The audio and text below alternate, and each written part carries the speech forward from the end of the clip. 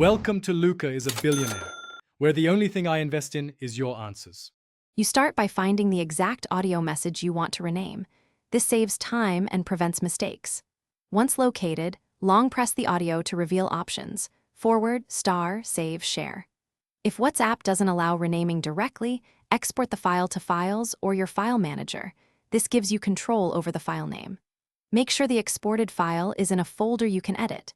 You're doing this so the new name sticks when you reattach or share the file later. Now you rename the file in the file system. This is the step that actually changes what recipients see. In Files or your file manager, select the exported audio, choose Rename, and type the new descriptive name. Keep the extension like Opus or MP3 unchanged so the file remains playable. Once done, double-check playback to confirm integrity.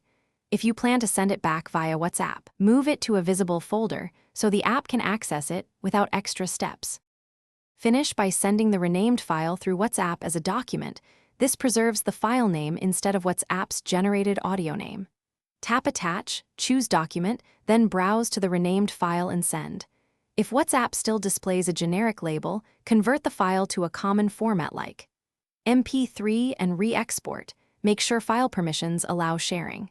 If playback fails, re-export from the original chat or ask the sender for the original file. Thanks for watching and please subscribe. It's the best investment you'll ever make.